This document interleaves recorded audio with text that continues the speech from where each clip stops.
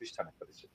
তো প্রেসিডেন্সির সরকারও একটা রাজনৈতিক প্রতিষ্ঠান হয়ে ওঠা উচিত ছিল, কিন্তু ওনারা রাজনীতিটা করতে পারছেন না। দেখা যাচ্ছে যে রাজনৈতিক প্রশ্নে ওনারা সিদ্ধান্তহীনতায় ভুগছেন, দোদুল্যমান আছেন, এবং জনগণের তরফ থেকে যখন একটা চাপ আসে, যখন সে রাজপথে একটা শক্তি দেখে, তখন সে রাজনৈতিক সিদ্ধান্তটা নিতে সফল হয়, যেটা আমরা দেখেছি 32 নম্বর জয় বাংলা করার সময়। এবং তারপরে এখানেও দেখলাম যে জনতা যখন রাস্তায় নামলো, সেই সময় তারা আহ একটা স্ট্রং পলিটিক্যাল পজিশন নিতে বাধ্য হলো বা নিতে সাহসী হয়ে উঠলো। এই জন্যই বলি যে আমরা আসলে, আমি কনক আর ইলিয়াস একসাথে চলে যাই আর কি দেশে, যে এই কাজটা করি আর কি, যে পলিটিক্যাল সাপোর্টটা রাজপথে তৈরি করি, সো দ্যাট প্রেসিডেন্টের সরকার একটু সাহস টাহস পায়। আমার আমার মনে হয় যে যেটুকু এখন অগ্রসর হয়েছে সেটা ভালো হয়েছে। আম, এবং যেই পলিটিক্যাল অ্যালায়েন্সটা গড়ে উঠেছে রাজপথে এই আওয়ামী লীগ নিষিদ্ধের প্রশ্নে, সেটা একটা খুবই গুরুত্বপূর্ণ বিষয়। এবং আমি এটা মনে করি এটা মার্চ ফর গাজার সাবসিকুয়েন্ট স্টেপ, যেখানে যেই রাজনৈতিক শক্তিটা গড়ে উঠছে একটা ফ্যাসি বিরোধী, পিওর রাইট ন্যাশনালিস্ট এবং স্ট্রং, আমি যেটা বলবো যে close to our religious culture, এরকম একটা পলিটিক্যাল ফোর্স তৈরি হয়ে উঠছে। এবং এই পলিটিক্যাল ফোর্সের মধ্যে আমরা এখানে ছাত্রদেরকে পেয়েছি, এনসিপি কে পেয়েছি। এটা আমাদের একটা খুবই বড় অর্জন হয়েছে, যে আমাদের একটা প্ল্যাটফর্ম তৈরি হয়েছে, যে প্ল্যাটফর্মের উপরে ভর করে আমরা ভবিষ্যতের রাজনীতির পথে অগ্রসর হবো। এবং আমার মনে হয় এটাই আগামী বাংলাদেশের নেতৃত্ব দেবে, এই প্ল্যাটফর্মটাই বাংলাদেশের আগামী নেতৃত্ব। দাদা আমি আবার আসছি আপনার কাছে। দাদা আপনার সাউন্ডে একটু একটু আনক্লিয়ার মনে হচ্ছে আমার কাছে, হয়তো মাইক্রোফোনের জটিলতা বা অন্য কোনো কিছু। আপনি একটু যদি রিমুভ করে আবার ইয়ে করেন মাইক্রোফোনের পয়েন্টটা আর কি। আমি আবার ধরছি জি, আবার তো ইলিয়াস একটু আপনার কাছে শুনি। এই যে ঈদ মোবারক আওয়ামী লীগ যে কার্যক্রম যে নিষিদ্ধ হলো, আসলে কতটুকু কার্যকর হবে বা এই মুহূর্তে আপনি কি মনে করছেন, আপনার পর্যবেক্ষণটা কি? কনক ভাই, আপনি সবাইকে ঈদ মোবারক। আগে আপনি কালকে জ্যাকসন হাইটে ছিলেন। বৈষম্য বিরোধী আন্দোলনের যারা এখানে কাজ করেছেন তাদের নেতৃত্বে বিএনপি, জামাতের লোকজনও ছিল, আপামর জনতা এখানে তাদের ব্যানারে সেখানে গিয়েছিল। মূলত যুক্তরাষ্ট্রে আসলে যে ব্যানারে আসলে এখানে বিএনপির লোকজনই বেশি ছিল। এবং সেই আনন্দ মিছিলের সামনে এসে আওয়ামী লীগ, এখানে আওয়ামী লীগের শুধু যে টোকাই শ্রেণীর কয়েকজন ছিল এরকম না, আওয়ামী লীগের প্রেসিডেন্ট ছিল, যুক্তরাষ্ট্র আওয়ামী লীগের সভাপতি সিদ্দিকুর রহমান ছিলেন, এবং আরো অনেক তাদেরকে এখানকার যে নেতৃত্ব স্থানীয় যারা সবাই ছিলেন, তারা এখানে বিএনপির নারীদের গায়ে হাত দিয়েছেন, ধাক্কাধাক্কি করেছেন। সেটা নিয়ে পুলিশ রিপোর্টও হয়েছে আমি যতটুকু জানি। তো একটা জিনিস চিন্তা করেন কনক ভাই, আপনি যখন এখানে ছিলেন, আমাদের এখানে যে কজন আছে সবার পরিবারের উপরেই ছোটখাটো হয়েছে, কিন্তু সরাসরি যদি বলি পরিবারের সদস্যদের উপরে আপনার বোনকে ধরে নিয়ে গিয়েছেন। আমি যেদিন 21 টেলিভিশনের চেয়ারম্যান যেদিন জেলে যান, সেদিন আমার ছোট ভাই বাংলাদেশের একটা বেসরকারি টেলিভিশনে সাংবাদিকতা করতো, সেই রাতেই তাকে সেখান থেকে স্যাক করা হয়েছে এবং সে অফিসে যায়নি। তার সেই বেতন ভাতা সেই জিনিসগুলো আপনার ফেরত দেওয়া হয়নি এখন পর্যন্ত। আপনার বোনকে ধরে নিয়ে যাওয়া হয়েছে। পিনাকি ভট্টাচার্য, ওনার পরিবারের উপরেও নানান ধরনের নির্যাতন এগুলো করা হয়েছে। তো ধরেন আমরা আমাদের পরিবারের উপরে যত ধরনের নির্যাতন, অত্যাচার, আইনি নানান ধরনের মামলা তো অভাব নাই, সেগুলো এখনো আছে, সেগুলো করা হয়েছে। কিন্তু আওয়ামী লীগ যে এই যে বাইরে বসে বসে তারা এত ধরনের ষড়যন্ত্র করছে, এবং আপনি দেশের ভেতরেও যদি চিন্তা করেন, আমি অনেকগুলো ওদের ইন্টারনাল গ্রুপ যেগুলো আছে সেগুলো আমাকে বিভিন্ন সংস্থা থেকে যখন দেয়, সেগুলো আমি আমার ফেসবুক, ইউটিউবে পোস্ট করি। সেই তথ্য ধরে কিন্তু তাদেরকে ধরা সম্ভব। মোবাইল নাম্বারগুলো সেখানে থাকে, এটা ধরে 1 মিনিটের ব্যাপার তাদের ট্রেস করা যে তারা কোথায় আছে। তাদেরকে ধরা হয় না। তো এরা দিনকে দিন এই ধরনের আস্ফালন দেখাচ্ছে বিদেশে বসে বসে। আমরা এখানে বসে অনেক কথা বলেছি, আমরা ইউটিউবে আমরাও এখানে আমাদের যে অ্যাক্টিভিটি সেগুলো করেছি, কিন্তু কোনোদিন কারো গায়ে হাত তুলে না, কারোর সাথে মারামারি করে না, বরং এরা ওই সময় আমাদের সাথে মারামারি করতো, এখনো করছে। তো বাংলাদেশটা এখন পরিবর্তন হয়েছে, এখনো তাদেরকে এগুলো করতে দেওয়া যাবে না। তো আমরা কারোর বাড়িতে যে হামলা হোক, কারো পরিবারের মানুষের উপরে আঘাত করা হোক, আমরা এটা চাই না, একদমই চাই না আমরা। কিন্তু তাদের তো দেশে তাদের ব্যাপারে তো আইনি ব্যবস্থা নিতে হবে, এটা আমি মনে করি নেওয়া খুবই জরুরি। আর আরেকটা বিষয়, আমাদের গতকালকে আমি পরে যেটা শুনলাম যে আমাদের জুলকারনাইন, সাইর সহ আরো অনেকেরই এই বিশেষ করে কয়েকটা টেলিভিশন চ্যানেলকে ভারতে নিষিদ্ধ করা হয়েছে। সেই সাথে আপনি, পিনাকিদা, আমাদের চ্যানেলগুলো তো নিষিদ্ধ আছেই। এখন এটার ব্যাপারে ধরেন বাংলাদেশ সরকার কি পদক্ষেপ নিয়েছে বা নিচ্ছে এখনো পর্যন্ত আমরা জানি না। এটার সুস্পষ্ট একটা ব্যাখ্যা সরকারের পক্ষ থেকে আসতে হবে। প্রথমত হচ্ছে, বাংলাদেশের মানুষ ভারতীয় টেলিভিশন চ্যানেল এই দেশে থাকুক এটা চায় না। এই দেশের মানুষের পারিবারিক যত বিশৃঙ্খলা তৈরির জন্য দায়ী হচ্ছে ভারতীয় এসব সিরিজ, ভারতীয় এসব টেলিভিশন চ্যানেল। এর বাইরেও যদি আপনি চিন্তা করেন, পৃথিবীর ভেতরে সবচাইতে বেশি প্রোপাগান্ডা ছড়ানোর মেশিন হচ্ছে এই ভারতীয় মিডিয়া। তারা কেন আমাদের সরকারের বিরুদ্ধে মিথ্যাচার করার পরেও এই দেশে চলমান থাকবে? এই ব্যাপারে সরকারকে একটা সুস্পষ্ট নিতে হবে। আর আপনি যে প্রশ্নটা করেছেন যে নিষিদ্ধের ব্যাপারে, দেখেন নিষিদ্ধের এখানে আমি আমার যাদের সাথে আলাপ হচ্ছিল, যারা এটার সাথে ছিলেন, তাদের অনেকের সাথেই কথা হচ্ছিল, এবং আমাদের একটা আলটিমেট টার্গেট ছিল যে আমি তাদেরকে যেটা বলেছিলাম যে ভাই, হতে পারে সরকার এখানে কোনো কিছুই করবে না, কিন্তু তারপরে একটা মেসেজ সরকারকে দিতে হবে যে ভবিষ্যতে তারা যেন এই আওয়ামী লীগকে নিয়ে কোনো ধরনের নতুন করে নির্বাচনে আনা আওয়ামী লীগকে রাজনৈতিক কর্মসূচি পালন করতে দিতে হবে। আরেকটা অন্য ওই যে ওয়াকার যে ধরনের আওয়ামী লীগ আনতে চেয়েছে, রিফাইন আওয়ামী লীগ, এই ধরনের কথাবার্তা যেন বলতে না পারে, এই ধরনের একটা মেসেজ তাদেরকে দেয়া। সো আমার মনে হয় তার চাইতে অনেক বেশি কিছু হয়েছে। তারপরেও ধরেন যদি আপনি মনে করেন আওয়ামী লীগকে নিষিদ্ধের চিন্তা করা যায়, আর যে দাবিটা উঠেছিল সেটা করাতে সমস্যা কোথায় ছিল? অনেকেই আমাকে একজন বিএনপির খুব উচ্চ পর্যায়ের একজন নেতা বলছিলেন যে ইলিয়াস দেখো, এটা আমার মনে হয় আইনগতভাবে হলেই সবচাইতে ভালো হয়। তা আমি বললাম, মনে করেন শেখ হাসিনা ২ বছর পরে বাংলাদেশে ক্ষমতায় আসলো আবার। আপনি আইন না, মনে করেন জাতিসংঘের যদি রেজুলেশন দিয়েও যদি আপনি এটা করেন যে আওয়ামী লীগ নিষিদ্ধ, আপনি কি সেটাকে রাখতে পারবেন? তো আপনি এত আইন দেখাচ্ছেন কেন এখন? ইউনূস সরকার যে বর্তমান ক্ষমতায় এসছে সেটার জন্য কি কোনো আইন করা হয়েছিল নাকি? সংবিধান মেনে করা হয়েছে? সেনাপ্রধানের কোনো ক্ষমতা আছে কোনো কিছু করা, কাউকে ডেকে নিয়ে এইভাবে রাজনৈতিক কার্যক্রম করা? নাই তো। সবই তো বেআইনিভাবেই করা হয়েছে।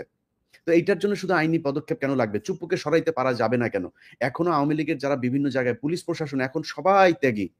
সবাই ত্যাগী, বিশাল ত্যাগী। অথচ তারা এখন আছে, ওসি আছে, যারা কিনা আওয়ামী লীগের সময় ২-৩ থানায় ওসি ছিলেন। আমি কালকে কয়েকজনের তালিকা পেলাম, তাদেরকে আবার ওসির পদে বসানো হয়েছে। তো একটা চক্র তারা এখনো চাচ্ছেন যে আওয়ামী লীগকে কোনো না কোনোভাবে মাঠে রাখবার, আওয়ামী লীগ যাতে কোনোভাবে, এখন তো বাংলাদেশের মানুষ তো ওই জায়গাতে নেই, যে কারণে পারছে না। ইনিয়ে বিনিয়ে নানানভাবে তারা চেষ্টা করছেন অন্তত তাদেরকে যেন নিষিদ্ধ না করে রাজনীতি করার একটা সুযোগ যাতে দেয়া হয়। এটাই হচ্ছে তাদের ইয়ে। তো আমি আমার এই জায়গায় আমার বক্তব্য খুব স্পষ্ট যে বাংলাদেশের মানুষ শেখ হাসিনা যতবার দাঁড়াতে চাবে ততবার তাকে শুইয়ে দেবে। আওয়ামী লীগকে বাংলাদেশের মানুষ গ্রহণ করার ওই জায়গাতে আর নাই। অতএব রাজনৈতিক দল, সেটা জামায়াত হোক, বিএনপি হোক বা অন্য কোনো রাজনৈতিক দলই হোক। কালকে ওই যে কাউয়া কাদেরের আরেক ভার্সন এখন বাংলাদেশে আছে, আপনার জাতীয় পার্টির কাদের। কাদের কালকে বলছে তারা কোনো দলের এটাতে তারা মানে না, এটা তারা বিশ্বাস করে না। সো এই ধরনের কাদেরের কিন্তু ভিডিও আছে আমার কাছে, আগে থেকে বলে রাখলাম। কাদেরের কিন্তু বহু আগেই ভিডিও ছিল, তা ওরে নিয়ে আর আমি নাড়াচাড়া করি না, কারণ এটারে নিয়ে নাড়াচাড়া করার মতো জিনিস না। সো বেশি লাফালাফি করার দরকার নাই কাদের সাহেব। কাদের সহ বিএনপি, জামায়াত যারাই আওয়ামী লীগকে জায়গা দিতে চাবেন, বাংলাদেশের মানুষ তাদেরকে বরং আওয়ামী লীগের মতো নিষিদ্ধের জায়গায় নিয়ে যাবে। অঘোষিত নিষিদ্ধ হয়ে থাকবেন, মানুষের হৃদয়ে জায়গা পাবেন না। অতএব সিদ্ধান্ত আপনাদের। আপনারা জনগণের সাথে থাকবেন নাকি আওয়ামী লীগের সাথে থাকবেন, ভারতের সাথে থাকবেন, টোটালি আপনাদের উপরে। ধন্যবাদ ইলিয়াস। আসলে বিষয়টা হচ্ছে যে ধরেন নরমালি তো আমাদের রাজনৈতিক যে পরিবর্তন, বিশেষত আমরা ৯০ পরবর্তীতে দেখছিলাম যে একটা দল আসে, একটা দল যায়, ৫ বছর পর পর মানুষ তাদের মতো করে সিদ্ধান্ত নেয় কাকে রাখবে, কাকে সরাবে। তো এবার আসলে আওয়ামী লীগ যেভাবে গণহত্যা করেছে, যেভাবে গুম খুনের সঙ্গে যুক্ত ছিল ১৬টা বছর, এরপর আওয়ামী লীগকে সাপোর্ট করার কোনো কারণ নাই। দাদা একটু কথা বলেন, একটু দেখি আপনার সাউন্ডের কি অবস্থা। হ্যাঁ, সাউন্ড শোনা যাচ্ছে এবার? এখন বেটার, এখন অনেক বেটার লাগছে। তো সুমন ভাই আপনার কাছে একটু আসি। আপনি যুক্ত ছিলেন সেই জুলাই আন্দোলনের আগে থেকেই, আপনি বিষয়গুলো খুব মনিটর করছিলেন, আপনি নিজেও এখানে যোগ দিয়েছেন, আপনি যুক্ত ছিলেন। পাশাপাশি আপনি হচ্ছেন বিডিআর হত্যাকাণ্ডের ঘটনার একজন ভিকটিম, আপনি নির্যাতিত। তো সবকিছু মিলিয়ে এই যে আওয়ামী লীগের এই যে আপনার পিনাকিদার ভাষায় জয় বাংলা হয়ে যাওয়া, মানে জয় বাংলা হয়ে যাওয়ার পথে আছে আর কি। তো কিভাবে দেখছেন এই যে নিষেধাজ্ঞা কার্যক্রমের উপর যে নিষেধাজ্ঞা, এটি আপনার দৃষ্টিতে আপনি কি মনে করেন? ভাই, প্রথমে আপনাদেরকে কংগ্রাচুলেট করি, কংগ্রাচুলেশনস। আপনারা ৩ জন, ভারত মোদি আপনাদেরকে নিষিদ্ধ করছে। এটা একটা বড় অ্যাওয়ার্ড, অ্যাচিভমেন্ট। কিন্তু যদিও ওর কাছ থেকে অ্যাওয়ার্ড পাওয়ার জন্য আমরা বসে নাই, বাট ওই যে বলা হয় না যে ইন্ডিয়া যারা শত্রু মনে করে সে হচ্ছে আমাদের সবথেকে বড় বন্ধু। তো আলহামদুলিল্লাহ, কংগ্রাচুলেশনস ওয়ান্স এগেইন। এখন একটা প্যাটার্ন একটু দেখেন। আওয়ামী লীগ নিষিদ্ধ হয়েছে, দাদা জয় বাংলার কথা বললো, বাট প্যাটার্নটা কি? এই যে যারা গুম খুন এবং অন্যান্য অর্থ পাচার, দুর্নীতি, এই সব কিছুতে আওয়ামী লীগের সাথে ছিল, তাদের ব্যাপারে দেখবেন এই ভ্রমণে নিষেধাজ্ঞা, তাদের বিরুদ্ধে মামলা, এই জিনিসগুলা তারা যখন বাইরে সেফলি চলে যাইতেছে তারপরে হইতেছে। কিন্তু অনেকে বাইরে আছে, আমি অবাক হয়ে যাই যে তাদের পাসপোর্ট, ভ্রমণ, পরিবার সহ ভ্রমণে নিষেধাজ্ঞা দেওয়া হচ্ছে। সেটা কি ভ্রমণে নিষেধাজ্ঞা নাকি ফেরত আসার নিষেধাজ্ঞা, সেটা একটা বড় কোশ্চেন। আমরা এটাও জানি যে পতিতা হাসিনাকে যদিও বলা হয় পালাই গেছে, বাট তাকে অ্যাকচুয়ালি অর্কেস্ট্রেটেড ওয়েতে সেফলি একটা এক্সিট দেওয়া হয়েছে। এবং এই আওয়ামী লীগকে পুনর্বাসনের একটা পথ খোলা রেখে এবং তাকে নিষিদ্ধ করার জায়গাটা ডিলের মধ্যে ফেলে এতদিন পরে যখন করা হলো, একটু তাকায় দেখেন এর মধ্যে কি হয়েছে। এখন আওয়ামী লীগ দেশে যতটা না অ্যাক্টিভ, অবশ্যই তাদের শক্তি আছে, এটা আমি অস্বীকার করবো না, বাট তারা যেই পরিমাণে টাকাগুলাকে সেফলি নিয়ে যেতে পারছে, ইভেন 2 মাস আগে পর্যন্ত তাদের আওয়ামী লীগ নেতাদের ব্যাংক অ্যাকাউন্টের টাকা বাংলাদেশ ব্যাংকে এবং অন্যান্য ব্যাংক থেকে সেটা চলে গেছে। এখন পর্যন্ত ইলিয়াস একটা প্রোগ্রামে সকালবেলা বলছেন যে শেখ হাসিনার চাচা শেখ কবির, তাকে হাজার হাজার কোটি টাকার কন্ট্রাক্ট এখনো দেওয়া হচ্ছে এবং দেওয়া হয়েছে। তো আওয়ামী লীগকে গায়ে গতরে যেই শক্তিটুকু, সেই শক্তিটুকু কিন্তু মাসলটাকে তাকে বাড়ানোর সুযোগ দিয়ে তারপরে সরকার, এখন আমি সরকারের এই সিদ্ধান্ত যতটুকু নিচ্ছে স্বাগত জানাই, বাট আমার অবশ্যই কোশ্চেন আছে বর্তমানে যে উপদেষ্টা বা যারা সমস্ত ক্ষমতার কেন্দ্রে, তাদের সদিচ্ছা কতটুকু আছে। তারা কি অ্যাকচুয়ালি চাইছে যে না ঠিক আছে আওয়ামী লীগ তাদের শক্তিটাকে বাইরে নিয়ে যাক, সেখান থেকে তাদের সেই শক্তি সংহত করে, শুধু আওয়ামী লীগ হিসাবে না, আওয়ামী লীগ তো এখন সরাসরি নিজে আওয়ামী লীগ হিসেবে আসবার, তারে যদি আমরা নিষিদ্ধ নাও করি সে আসবে না লজ্জার চোটে, বাট আওয়ামী লীগের যেই ঘুটিগুলা এখানে আছে, সেই রাজনৈতিক দল হোক, সরকারি কর্মকর্তা কর্মচারী হোক, অথবা বাহিনীর মধ্যে হোক, তাদেরকে মোটামুটি একটু আবার অক্সিজেন দিয়ে তাদেরকে তাজা করি, সেই তাজা করার সময়টা নেওয়া হয়েছে। সেই সময় নিয়ে তারপর এখন আমাদেরকে বলা হচ্ছে যে একটা প্রক্রিয়ার মধ্যে থেকে তাদেরকে নিষিদ্ধ করা হবে এবং সেটা একটা সম্ভাবনার কথা বলা হয়েছে। সেই পর্যন্ত তাদের কার্যক্রম বন্ধ থাকবে। আওয়ামী লীগের কার্যক্রম কি বাংলাদেশে কতটা আছে? আওয়ামী লীগের কার্যক্রম তো এখন মেইনলি ভারতে তাদের দাদার বাড়িতে বসেই হচ্ছে। যুক্তরাষ্ট্র আওয়ামী লীগের গতকালকে সভার কথা, মানে কাজের কথা ইলিয়াস বললেন, ইউকেতে দাদা বলতে পারবেন, প্যারিসে হয়তো তারা সংঘবদ্ধ না, বাট যুক্তরাজ্যে আমরা দেখতে পাচ্ছি তারা কতটা শক্তি সংহত করতেছে। তারা এর মধ্যে দুতিয়ালির কাজগুলো সমস্ত কিছু করতেছে। এখন আমরা যদি এই নিষিদ্ধের কাজটা যেটা সময় মতো করতে পারতাম, তাহলে সুবিধা হতো কি, আমরা ডিপ্লোম্যাটিক্যালি বাকি দেশগুলাকে, আমাদের যারা কূটনৈতিক চ্যানেলে যারা আছেন তাদেরকে বলে দিতে পারতাম যে ভাই এরা একটা নিষিদ্ধ সংগঠন, তোমরা তাদেরকে তোমাদের মাটিতে প্যাট্রোনাইজ করো না, বা তাদের নাম করে তাদের বিদেশি বা ছায়া সংগঠন যেগুলো আছে তোমরা তাদেরকে প্যাট্রোনাইজ করতে পারবে না, বাট সেই শক্তির জায়গাটুকু আমরা করতে দিছি। এবং এখন আজকে যখন তাদেরকে নিষিদ্ধ করার জায়গায় আসছে, একটা বাধ্য হয়ে আসছে, সরকার নিজে থেকে করে নাই, তার সদিচ্ছা থেকে সময় মতো করে নাই, আমাদের চাপে পড়ে করছে, জনতার চাপে পড়ে করছে। তো আমি মনে করি এটা তাদের শুধুমাত্র একটা গা বাঁচানোর জায়গা। আমি সাধুবাদ জানানোর সাথে সাথে আমি অনেকটাই স্কেপটিক্যাল যে তারা এটা সদিচ্ছা থেকে করছেন কিনা, এবং পরবর্তীতে রাজনৈতিক পালাবদল বা নির্বাচন যাই হোক না কেন, যদি আমরা সংস্কারটুকু কমপ্লিট করতে না পারি, সেখানে ওই শুধুমাত্র দলকে নিষিদ্ধ করে আমি এই আওয়ামী ফ্যাসিবাদ বা এই গুম খুনের সেই কালচারকে ঠেকাতে পারবো না। সরি, আমি খুব অপটিমিস্টিক হতে পারলাম না, বাট এটা আমার একদম নির্মোহ একটা উপলব্ধি। জি, সুমন ভাই, আমি আপনার কথার সাথে একমত। কারণ ধরেন যে জায়গাগুলো আমরা দেখছি, গতকাল থেকে একটি স্ক্রিনশট বিভিন্ন জায়গায় ঘুরে বেড়াচ্ছে যে দলীয় বিচার কার্যক্রম শেষ না হওয়া পর্যন্ত দলীয় কার্যক্রম চালাতে পারবে না আওয়ামী লীগ, উপদেষ্টা পরিষদের সিদ্ধান্ত। এটি হচ্ছে 5 সেপ্টেম্বর 2024-এর একটা সংবাদ, যেটি আসলে উপদেষ্টা পরিষদের সিদ্ধান্ত না। পরে আমি ইন করে দেখলাম যেটি উপদেষ্টা পরিষদের সিদ্ধান্ত না, এবং যুগান্তরের এই পত্রিকাটা পাওয়া যায় নাই, কিন্তু বিবিসিতে এই সংক্রান্ত একটা খবরের ইয়ে ছিল, যেটি তারা বলছে যে যুগান্তরের প্রথম পাতার খবর, বিচারের আগে ফ্যাসিবাদীদের পুনর্বাসনের সুযোগ নেই। এবং সেখানে আসলে তারা উপদেষ্টা আসিফ মাহমুদের একটি বক্তব্যকে কোট করেছে, এবং আসিফ মাহমুদ তখন, এটা আসলে তার নিজের মন্তব্য ছিল, যদিও বলা হচ্ছে যে উপদেষ্টা পরিষদের মিটিং এর পরে এসে তিনি বলেছেন এই কথাগুলো, যার ফলে একটু বিভ্রান্তি তৈরি হয়েছিল। যে আসিফ বলেছেন যে ফ্যাসিবাদী শক্তি, পরাজিত শক্তিকে বিভিন্নভাবে পুনর্বাসনের কর্মসূচি দেখা গেছে। আমরা ছাত্র জনতার অভ্যুত্থানের মধ্য দিয়ে গঠিত সরকার মনে করি বিচারের আগ পর্যন্ত, সম্পূর্ণ বিচার নিশ্চিত না হওয়া পর্যন্ত ফ্যাসিবাদীদের পুনর্বাসনের আর কোনো সুযোগ নেই। তো এটি নিয়ে নানা রকমের কথা আসছে, যেটি আমরাও শুনতে পাচ্ছিলাম, যে দাদাও বলছিলেন যে আগে একটা সিদ্ধান্তের মতো হয়েছিল বা আলোচনা হয়েছিল। এখন এই জায়গাটা, এই যে সিদ্ধান্তটা, এটি কিন্তু ছাত্র জনতার, বিশেষ করে হাসনাত আব্দুল্লাহর একটি উদ্যোগের পরে অনেকটা বাধ্য হয়েছে। ছাত্ররা, রাজনৈতিক দলগুলো, ছাত্র জনতা যখন অবস্থান নিয়ে নিল, তখন এই সিদ্ধান্তটা আসতে বাধ্য হয়েছে, গতকাল গেজেট হয়েছে। কিন্তু উপদেষ্টা পরিষদের ভেতরে আমি যদি একটা বক্তব্য দেখাই, মানে এই মানসিকতা তো আর পরিবর্তন হয় নাই। যে অবস্থায় ছাত্র জনতার গণঅভ্যুত্থানে সরকার এক ধরনের পালিয়ে গেছে, পাবলিক পারসেপশন আছে, অনেকে মনে করে যে আওয়ামী লীগকে নিষিদ্ধ করা দরকার। তো এই ব্যাপারে আপনারা কি বলছেন? আপনি দেখেছেন আমাদের অ্যাটর্নি জেনারেল অফিস থেকে যখন আওয়ামী লীগকে নিষিদ্ধ করার একটা দাবি উঠেছে হাইকোর্টে, সে অফিস থেকে এটার প্রতিবাদ করা হয়েছে, এটার বিপক্ষে দাঁড়িয়েছে। ব্যক্তিগতভাবে আমি মনে করি কোনো রাজনৈতিক দলকে নিষিদ্ধ করার পক্ষে আমি না, আনলেস আপনার যদি একদম সুশক্তভাবে জঙ্গি তৎপরতা, রাষ্ট্রবিরোধী তৎপরতা, কোট আন কোট যে বিভিন্ন পলিটিক্যাল পার্টি রেটরিক হিসাবে ইউজ করে, সেটা না। সত্যিকার অর্থে সেরকম থাকলে তাও প্রচণ্ড সততার সাথে তদন্ত করে দেখে হয়তো এটা করা যেতে পারে। জেনারেল রুল হিসাবে আমাদের সংবিধানে সংগঠন করার স্বাধীনতা আছে। আওয়ামী লীগ বাংলাদেশের স্বাধীনতা সংগ্রামে নেতৃত্ব প্রদানকারী দল, বিভিন্ন গণতান্ত্রিক সংগ্রামে এই দলটার অবদান ছিল। গত 15 বছর তারা যা করেছে সেটা তাদের ঐতিহ্যের সাথে যায় না, সেটা মুক্তিযুদ্ধের চেতনার সাথে যায় না। তারা বাংলাদেশের ইতিহাসে বর্বরতম এক ফ্যাসিবাদ কায়েম করেছিল। এই কর্মকাণ্ডের জন্য ব্যক্তিগত দায় থাকতে পারে, লিডারদের সামষ্টিক দায় থাকতে পারে, বা দল হিসাবে, ব্যক্তিগতভাবে আমি বলছি, দল হিসাবে আওয়ামী লীগ মানে নিষিদ্ধ করা দল হিসাবে মনে হয় না সমীচীন হবে।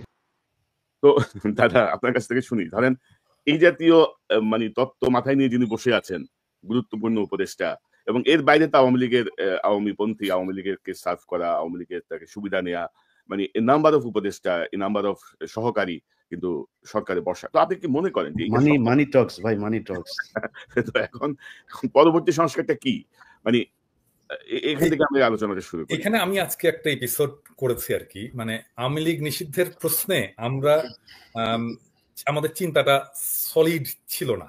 হ্যাঁ, মানে আসলে আওয়ামী লীগকে কেন আমরা নিষিদ্ধ করতে চাই, এটা কি আমরা গণদাবি দিয়ে করছি? যেমন ধরেন মির্জা ফখরুল বলল যে জনতা সিদ্ধান্ত নেবে, এটা কি আসলে জনতার সিদ্ধান্তের বিষয় নাকি এটা রাষ্ট্রের সিদ্ধান্তের বিষয়? এবং আসলে প্রথম প্রশ্নটা হচ্ছে যে আওয়ামী লীগকে আমরা কেন নিষিদ্ধ করব, এই প্রশ্নটার খুব সলিড জবাব আমাদের গণপরিসরে ছিল না। আমার মনে হয় যে আমরা এখন এটার জবাবটা পেয়েছি জন্যই আওয়ামী লীগকে আসলে আমরা নিষিদ্ধ করতে পারলাম এভাবে। প্রথম বিষয়টা হচ্ছে যে কোন দল একটা দেশে রাজনীতি করতে পারবে কি পারবে না, এইটা ডিপেন্ড করে একটা কন্ডিশনের উপরে। সেটা হচ্ছে যে সেই দলটা সেই রাষ্ট্রের যে ফান্ডামেন্টাল প্রিন্সিপাল বা বুনিয়াদি যে নীতি, সেইটার সাথে সঙ্গতিপূর্ণ কিনা।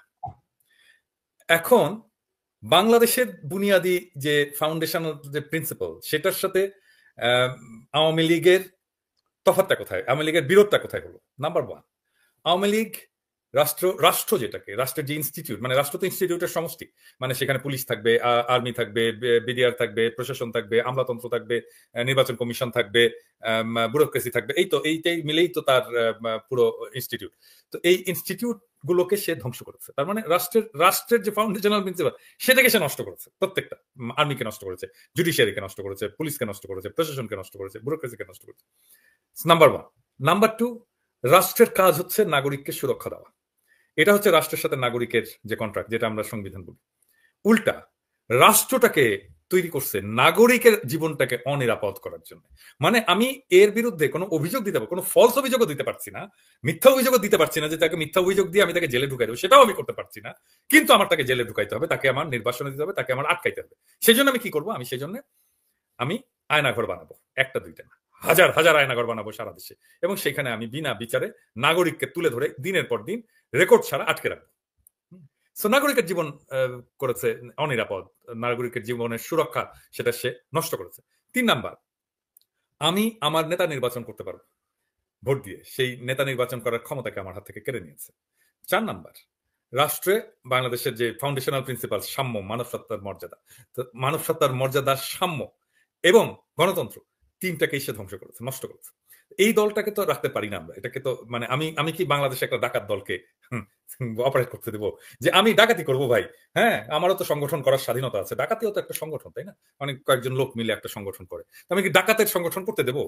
করতে দেওয়া উচিত? মানে ধরেন ডাকাতের দল যদি একটা কনস্টিটিউশন বানায়, একটা ঘোষণাপত্র বানায় যে আমার হচ্ছে যে আমি ডাকাতি করব, এবং ডাকাতি করার যে ডাকাতি করে যা আমি পাবো সেটা আমি দরিদ্র মানুষের মধ্যে বিলাই দেবো, এটা এরকম যদি একজন কেউ করে, আমি একটা রবিনহুড হবো আর কি।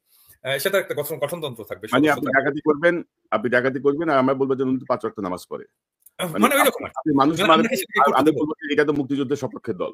হ্যাঁ, আমি কি এটাকে করতে দেবো? আমি তো এটা করতে দেবো না। মানে ডাকাতি যত মহৎ উদ্দেশ্য নিয়ে করা হোক না কেন, আমি তো সেটাকে করতে দেবো না। সো ফাউন্ডেশনাল প্রিন্সিপালের সাথে কন্ট্রাডিক্টরি কোনো অর্গানাইজেশন দেশে থাকতে পারবে না। এখন এটা যদি বাংলাদেশের সব দল আমরা সবাই মিলে যদি বলি যে না থাকুক, এটা থাকা উচিত, তারপরে এটা থাকতে পারে না।